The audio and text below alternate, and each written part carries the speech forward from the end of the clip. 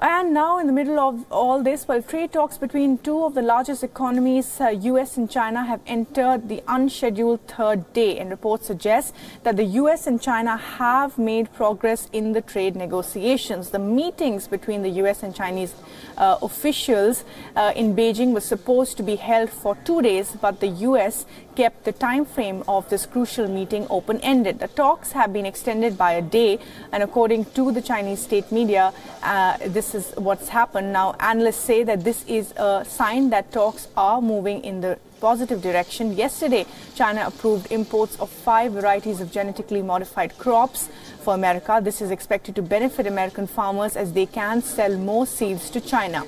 These are the first such talks in 18 months between these two countries, and the first face-to-face talk since US President Donald Trump and the Chinese President Xi Jinping agreed to a 90-day truce at the G20 summit in December.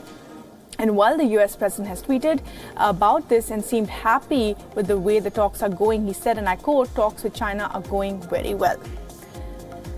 And well, the markets, of course, are also hoping that the two economies will strike a deal to end their months-long trade war.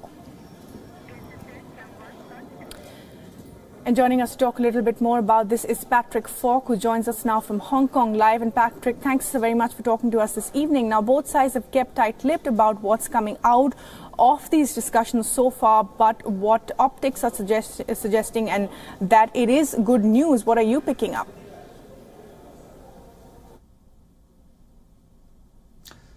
Well, the talks have concluded, and the reactions we're getting for the time being aren't exactly overwhelming, at least from the American side. We're hearing words being used to describe the talks like they were fine, they were good, but nothing really to excite market watchers anyway. Beijing has said that it will release details from the discussions soon. No doubt it's going to be carefully crafting the wording to avoid any confusion like we had following that round of discussions between President Xi and President Trump in Buenos Aires a month ago. But the reports are saying that there has been progress, particularly in the areas of agricultural purchases and even on the issue of opening up market access to China, on the sticking points like the forced transfer of technology and deeper structural reforms. However, I gather there are some hurdles being met.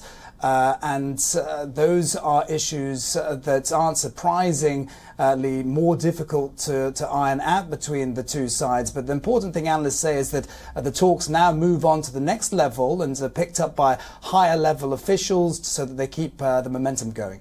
Right. And Patrick, also, well, the trade war has gone on for so many months now and really has taken, of course, a toll on the global economy.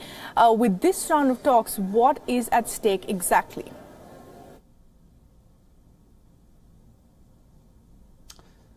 Well, that's a good question. And you talk about the World Bank report. In its assessment, it said that the US economy would slow to 1.7% by 2020. That's down from 2.9% just last year. It also warns China that it would bear the brunt of the trade war, with its economy set to slow to 6% by 2020 or 2021.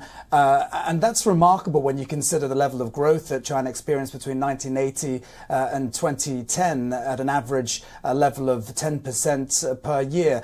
Time is of the essence. Remember, there are only 50 days left of this trade truce to go. And as analysts say, it's important that the momentum continues and that we see a next round of talks or a next phase of discussions in the coming days. If those discussions take a long time, they take several weeks or even don't happen until the next month, that is a possible sign that things aren't going quite so well. But there is talk that, just to manage expectations, analysts are saying that it's unlikely that the next phase of tariffs will be taken away altogether. It's more likely that we'll see an extension of the trade truce, or perhaps Trump deciding not to raise the tariffs to the full 25%.